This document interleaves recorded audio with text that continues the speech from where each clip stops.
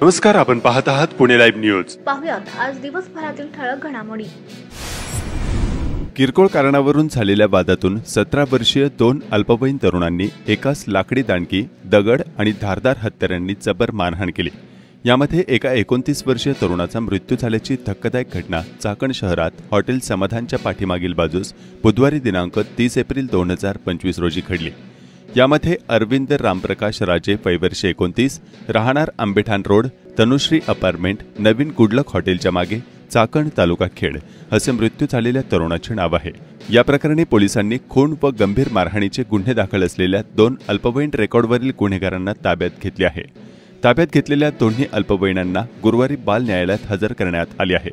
दरम्यान चाकणमधील अल्पवयीन मुलांची गुन्हेगारी आणि त्यांच्याकडून सातत्याने होत असलेल्या खुनासारख्या गंभीर घटना या चिंताजनक असल्याची नागरिकांची भावना आहे.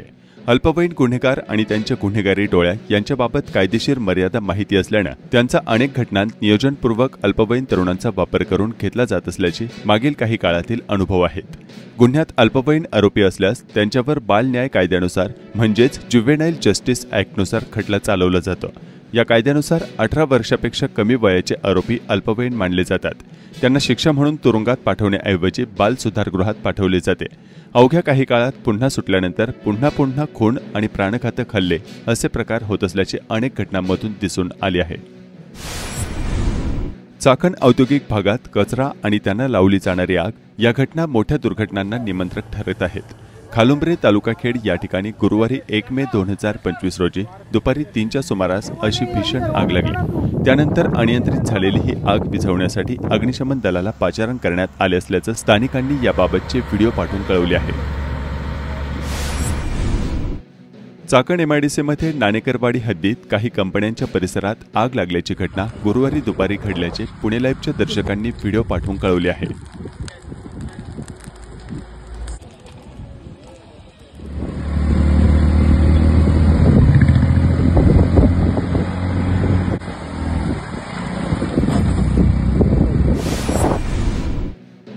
खेड तालुक्यातील कडूस गावातील शेंडेवाडी या ठिकाणी 3 दिवस बेपत्ता असलेल्या तरुणाचा गुरुवारी 24 एप्रिल 2025 रोजी पाण्याच्या डबक्यात संपूर्णपणे नग्नावस्थेतील मृतदेह मिळून आला होता. बाबाजी भगवंत कालेकर वयवर्ष 26, राहणार कडूस, शेंडेवाडी, तालुका खेड असे नग्नावस्थेत मृतदेह मिळून आलेल्या तरुणाचे नाव आहे. या प्रकरणी पोलिसांकडून अद्याप खुनाचा गुन्हा दाखल करण्यात आला नसल्याचं नातेवाईकांनी सांगितलं आहे. याबाबत खेड पोलिसांशी संपर्क साधला असता त्यांनी सांगितले की बाबाजी याचा मृतदेह संपूर्णपणे नग्न आणि पाण्यात कुजलेल्या अवस्थेत होता. त्यामुळे विजेरा राखून ठेवण्यात आलेला आहे. तसेच डॉक्टरांकडून अद्याप पीएम नोट्स मिळालेल्या नाहीत. डॉक्टरांकडे याबाबतची स्पष्टता आल्यानंतर पुढील कारवाई करण्यात येईल. दरम्यान नग्नावस्थेतील मृतदेह मिळाल्यानं घातपाताचा संशय गृहीत धरून तपास करण्यात येत असल्याचं खेड पोलिसांनी पुणे लाईव्ह सोबत बोलताना सांगितलं. दरम्यान गावातील एक व्यक्ती घटनेनंतर गायब असल्याची परिसरात चर्चा आहे. मृत बाबाजी कालेकर यांच्या भावाने पुणे लाईव्ह सोबत संपर्क साधून आणखी काही धक्कादायक बाबींचा खुलासा करताना काय सांगितले जाणून घेऊयात. माझं नाव मयूर भगवंत कालेकर आहे, राहणार शेंडेवाडी कडूस, तालुका खेड, जिल्हा पुणे. माझ्या भावाचं नाव बाबाजी भगवंत कालेकर. याचा मृतदेह गुरुवारी 24 एप्रिल 2025 रोजी मध्ये एका डबक्यामध्ये नग्न अवस्थेमध्ये गावला 24 तारखेला. तर त्याच्या विरुद्ध गुन्हा वगैरे काही पोलिसांनी अजून दाखल केला नाहीये. आम्हाला तर तो घातपातच वाटत आहे, परंतु त्यांनी अजून घातपाताचा गुन्हा म्हणून तो दाखल केलेला नाही. परंतु त्यांच्यातर्फे चौकशी चालू आहेत. चौकशी दरम्यान त्यांनी जिथे तो लास्टला दिसला होता काही व्यक्तींना, म्हणजे माझ्या वाडीतले काही व्यक्तींना माझ्या एका भावाला दिसला होता 1-1:30च्या सुमारास. परंतु पोलिसांनी ते जिथले चेतन बार म्हणजे असं म्हणून दुकान आहे तिथले सीसीटीव्ही कॅमेरे चेक करता त्याच्यामध्ये तो काय आढळलाच नाही. म्हणजे 1-1:30च्या सुमारास मी सुद्धा होतो पोलिसांसोबत स्वतः पाहायला. 1-1:30च्या सुमारास तिथं काही आढळला नाही. आणि 6:30 वाजता सुद्धा काही 2 व्यक्तींना तो तिथे आढळला होता. 6:30 वाजताची सुद्धा पोलिसांनी व आम्ही फुटेज चेक करता तो काही तिथे आढळला नाही. तर मला असं वाटतंय का सीसीटीव्ही कॅमेऱ्यात काहीतरी फेरफार केली आहे कोणीतरी. हो बरं, हा घातपात झालाय कशावरून म्हणता तुम्ही? त्याचं कशावरून म्हणता तुम्ही नेमकं? कारण की काही व्यक्तींनी असं सांगितलं की तो तिथे दिसला, बट तो सीसीटीव्ही कॅमेरा नाही. तर मला वाटतंय कोणीतरी सीसीटीव्ही कॅमेरा फेरफार केलंय आणि त्याला म्हणजे सीसीटीव्ही मध्ये दिसून नाही येते. त्यानंतर जर तिथं पाठीमागं होता म्हणजे त्या टायमिंगला, तर तो सीसीटीव्ही कॅमेरामध्ये का नाही? तर हे तर कोणीतरी स्वतःला लपवायचंय म्हणून सीसीटीव्ही कॅमेऱ्यातनं त्याचं जे चित्र आहे ते हटवले गेलेले.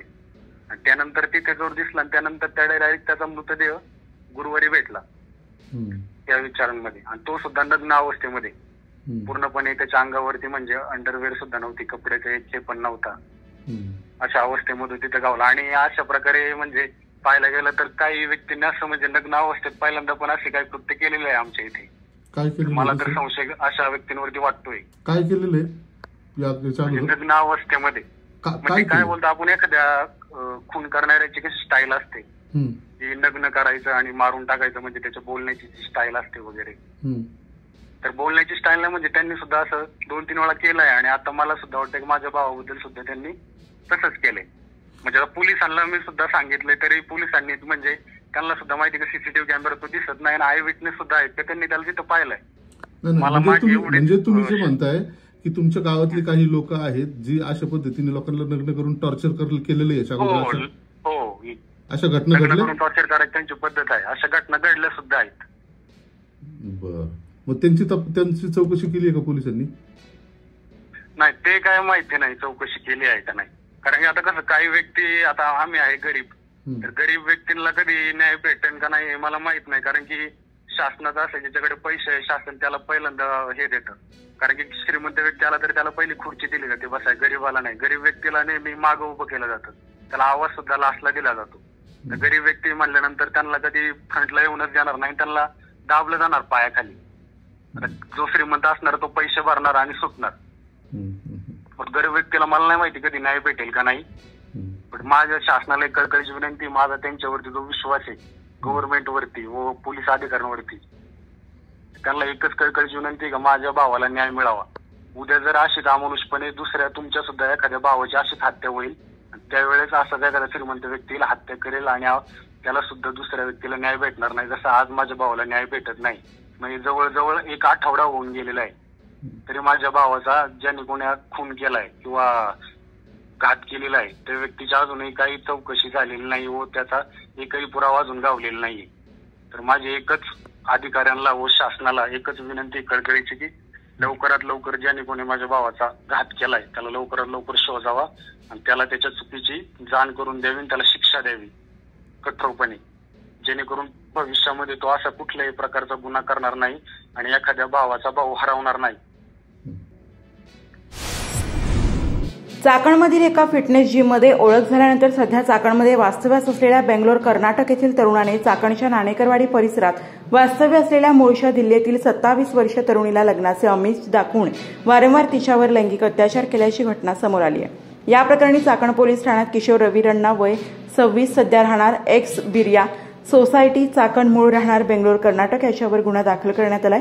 या प्रकरणी नाणेकरवाडी चाकण येथे सध्या वास्तव्यास असलेल्या मूळच्या दिल्ली येथील 27 वर्षीय तरुणीने चाकण पोलीस ठाण्यात तक्रार दिली आहे. वेळोवेळी लैंगिक अत्याचार केल्यानंतर संबंधित तरुणीने या तरुणाला लग्नाबाबत विचारणा केली असता तो चाकण परिसरातून अचानक बेपत्ता झाल्याचे देखील या तरुणीने आपल्या तक्रारीत नमूद केले आहे. राजगुरुनगर शहरातील मुस्लिम बांधवांनी गुरुवारी दिनांक 1 पहलगाम घटनेच्या निषेधार्थ पाकिस्तान आणि दहशतवादाच्या प्रतिकात्मक पुतळ्याला जोडे मारून जोरदार घोषणाबाजी केली. दिलावर खान दर्ग्यासमोर हे आंदोलन करण्यात आले. राजगुरुनगर शहरातील मुस्लिम बांधवांनी या भ्याड हल्ल्याच्या काळ्या फिती लावून जाहीर निषेध केला.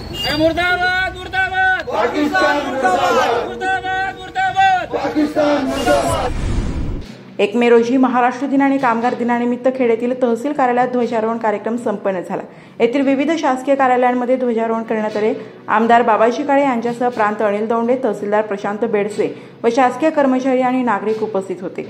या ध्वजारोहण समारंभानंतर तहसीलदार कार्यालयात आमदार बाबाजी काळे यांनी तालुक्यातील प्रशासकीय इमारतीसह विविध विकास कामांसंदर्भात माहिती दिली. नमस्कार. आज 1 मे महाराष्ट्र दिन व कामगार दिनाच्या निमित्तानं श्री चिमणा गणपती देवस्थान माणिक चौक गणेशोत्सव मंडळ राजगुरुनगर यंदा 130व्या वर्षात पदार्पण करत आहे. या निमित्ताने वर्षभर विविध कार्यक्रमांचे आयोजन केले जाणार आहे.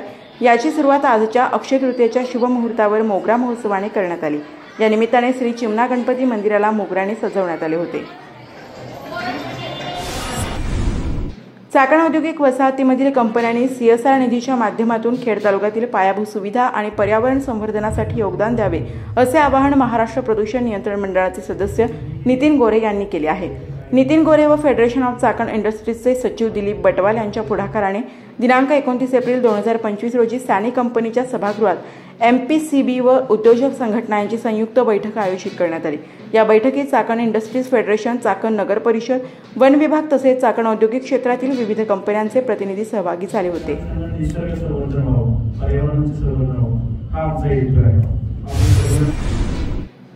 केंद्र सरकारकडून जातनिहाय जनगणना करण्याची घोषणा करण्यात आली आहे। सन 1992 सालापासून राज्याचे माजी उपमुख्यमंत्री तथा अखिल भारतीय महात्मा फुले समता परिषदेचे राष्ट्रीय अध्यक्ष छगन भुजबळ यांच्या नेतृत्वाखाली सुरू असलेल्या पाठपुराव्याला मोठे यश मिळाले। चाकणमध्ये समाज बांधवांनी पेढे भरून या निर्णयाचे स्वागत करण्यात आले।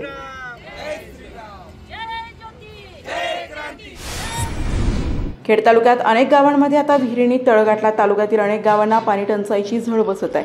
अनेक भागात शेतकरी विहिरींनी तळ गाठल्याने दिवसाआड शेतीला पाणी देत आहे। पुढील संपूर्ण मे महिना कसा जाणार याची चिंता सामान्य जनतेसह शेतकऱ्यांना भेडसावत आहे। चाकणमधील आदर्श शिक्षक मुरलीधर मांजरे यांना पालघर येथे राज्यस्तरीय आदर्श शिक्षक पुरस्कार प्रदान करण्यात आला। पालघरचे आमदार राजेंद्र गावित यांचे हस्ते हा पुरस्कार त्यांना देण्यात आला।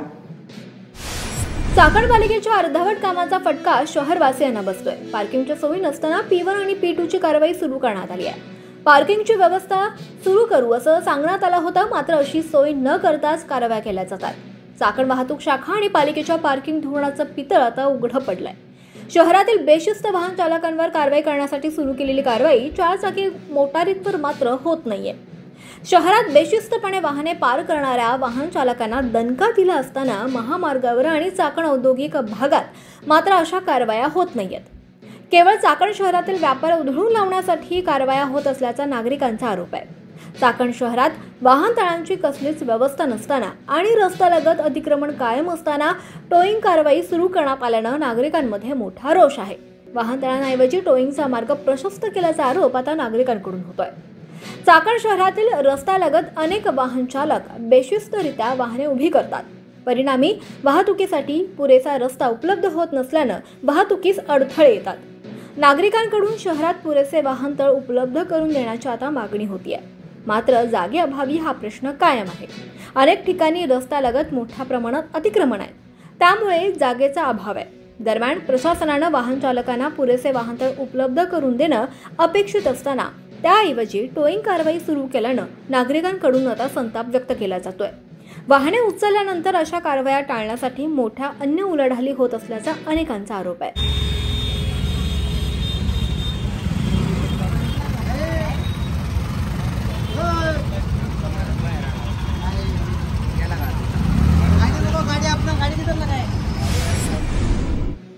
एक मे महाराष्ट्र दिनाचे औचित्य साधून पाणी पुरवठा व स्वच्छता विभाग, महाराष्ट्र शासन व स्वच्छ भारत मिशन अंतर्गत कंपोस्ट खड्डा भरू आपलं गाव स्वच्छ ठेवू या अभियानाचा शुभारंभ ग्रामपंचायत भांबोली येथे करण्यात आला।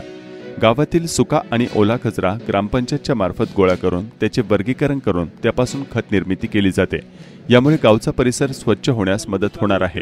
यावेळी खेडचे आमदार बाबाजी काळे, सरपंच शीतल पिंजन, उपसरपंच अर्जुन राऊत, माजी उपसरपंच शरद निखाडे आदींसह ग्रामस्थ उपस्थित होते। कोय धामणे मार्गाच्या मध्ये अनेक मोठे खड्डे पडले, त्यामुळे वाहन चालकांना त्याचा त्रास सहन करावा लागतोय। मध्यंतरीच्या काळात अनेक रस्त्यांची कामं करण्यात आली, मात्र कोय धामणे या रस्त्याचं काम अजूनही तसंच आहे। आजवर या भागाकडे कोणीच लक्ष दिलं नाही। किमान खेडच्या विद्यमान लोकप्रतिनिधींनी याकडे लक्ष देण्याची आता मागणी होतीये। उत्तर पुणे जिल्ह्याला नाशिकशी जोडणारा महत्त्वाचा पुणे-नाशिक राष्ट्रीय महामार्ग अनेक वर्षांपासून अपुरा, अरुंद आणि धोकादायक स्थितीत आहे। गेल्या काही वर्षांपासून या महामार्गाच्या रुंदीकरणाची मागणी सातत्याने होत असतानाही प्रत्यक्षात अद्याप निधीच मिळालेला नाही। परिणामी हे काम कागदावरच अडकून पडले आहे। या महामार्गावर दररोज हजारो वाहनांची वर्दळ असते। औद्योगिक आणि शैक्षणिक दृष्टिकोनातून या मार्गाचे अत्यंत महत्त्व असून या मार्गावर अपघातांची संख्याही दिवसेंदिवस वाढत आहे। चिंचवड, आकुर्डी, निगडी, भोसरी, मोशी, चाकण, राजगुरुनगर, मंचर, आळेफाटा ते नाशिकपर्यंत मोठा औद्योगिक पट्टा आहे। याच मार्गावरून मालवाहतूकही मोठ्या प्रमाणावर होते, मात्र 2 लेन असलेला हा महामार्ग पुरेसा न ठरल्यामुळे वाहतूक कोंडी व अपघाताचे प्रमाण वाढत चालले आहे। 2018 साली केंद्र शासनाच्या भारतीय राष्ट्रीय महामार्ग प्राधिकरणाने या महामार्गाच्या रुंदीकरणाचा प्रस्ताव तयार केला होता. मात्र त्याच्या अंमलबजावणीसाठी केंद्र सरकारकडून अद्याप निधीची वाट पाहावी लागत आहे. 4 पदरी महामार्गासाठी जमिनीचे अधिग्रहण, पर्यावरणविषयक मंजुरी आदी प्रक्रिया सुरू करण्यात आली होती. मात्र त्यानंतर राज्य आणि केंद्र सरकार दरम्यान अनेक बैठका होऊनही निधीच्या अभावामुळे प्रत्यक्ष कामाला सुरुवात होऊ शकलेली नाही. दरम्यान महामार्गावरील स्थानिक आमदार, खासदार यांनी वेळोवेळी पाठपुरावा करूनही शासनाकडून केवळ आश्वासनेच मिळत आहेत. चाकण परिसरात औद्योगिक वाढ मोठ्या प्रमाणावर झाली असून वाहतूक प्रचंड वाढली आहे. महामार्ग रुंदीकरणाबाबत मंत्रालयात नुकत्याच झालेल्या बैठकीतही हा विषय चर्चेला आला होता. मात्र त्यातही ठोस निधी मंजुरीचा निर्णय झाला नाही. या प्रकल्पासाठी सुमारे 8,000 कोटी रुपयांचा खर्च अपेक्षित असून त्यापैकी पहिल्या टप्प्यासाठी 2,500 कोटींच्या निधीची आवश्यकता आहे. मात्र हा निधी वितरित झालेला नाही.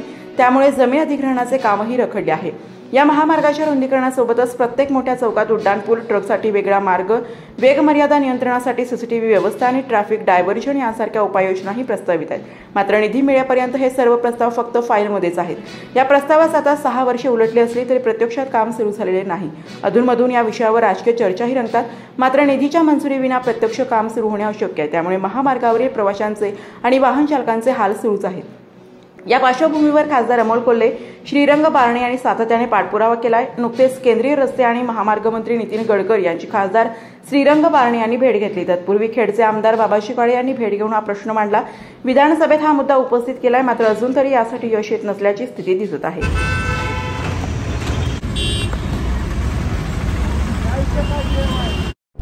नमस्कार, आपण पाहत आहात पुणे लाईव्ह न्यूज.